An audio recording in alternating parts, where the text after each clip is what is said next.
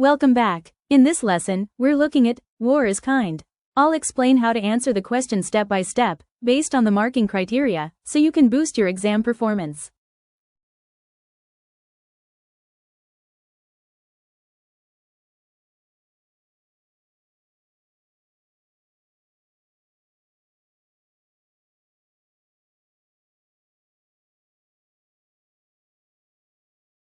Question. Explore the literary devices used in War is Kind to confirm that it represents terror and conflicts.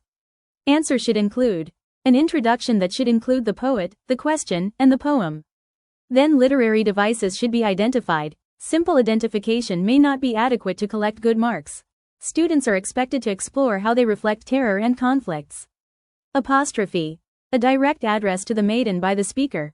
This grabs the attention, and the reader feels that the speaker is addressing him, her. This allows the reader to emphasize the scene more clearly and closely, thereby comprehending the depth of the poem.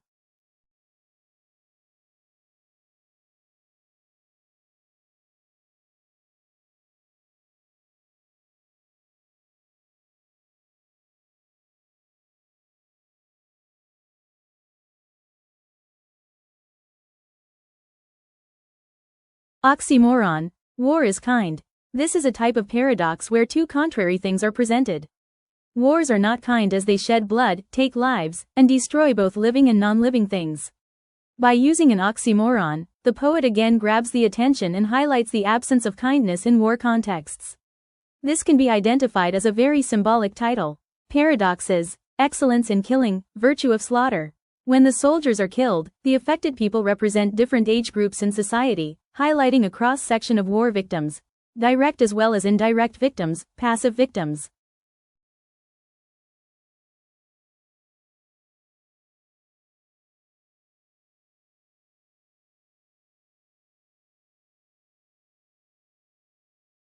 The use of auditory and visual symbols to touch the different senses of the reader. E.g., booming drums. Likewise, ideal answers should come up with different literary techniques and explore their effects, without simply citing the quotations from the poem.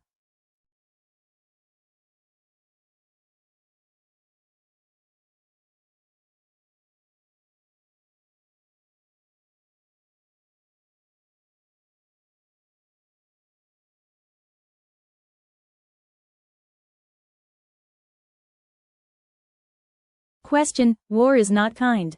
Discuss how this idea is presented in Stephen Crane's War is Kind. Students may identify that the poem's title is ironically presented as the content in the poem paradoxically states the brutality, death, inhumanity, sorrow, and pain of wars.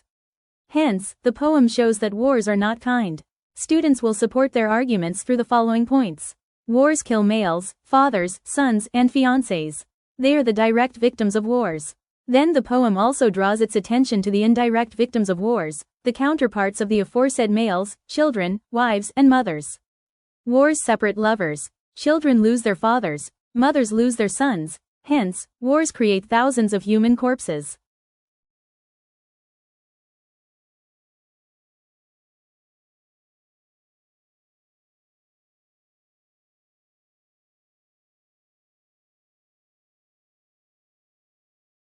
Repetition of the phrase, "do not weep," also reiterates that war results in agony and pain. Accordingly, glorification of war is inexplicable. Glorification of war is hence subtly criticized in the poem. The writer juxtaposes reality and the glorification.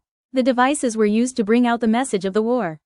Simile irony metaphors oxymoron juxtaposition of reality with the illusion.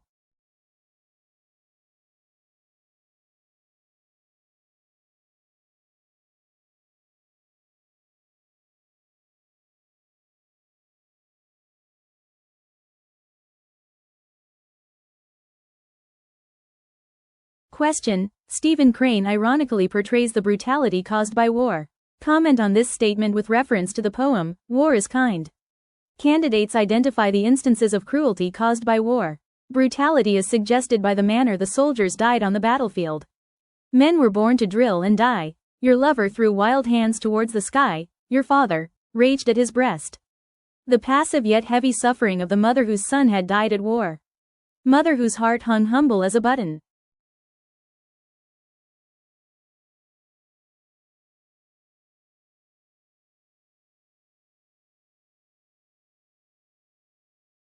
How the young soldiers have been brainwashed is written sarcastically. These men were born to drill and die. Verbal irony shows brutality. Do not weep, war is kind. The effect of oxymorons, virtue of slaughter, excellence of killing.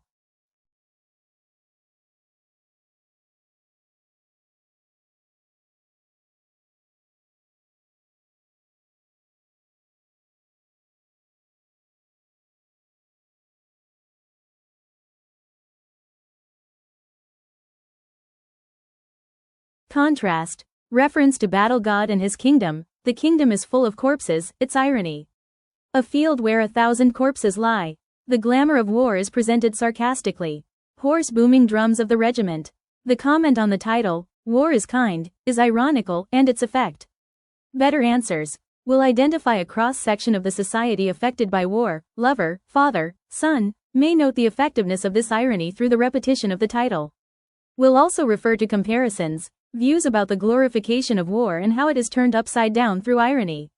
Very good answers will relate the insight that emerges through the poem and its relevance to contemporary society.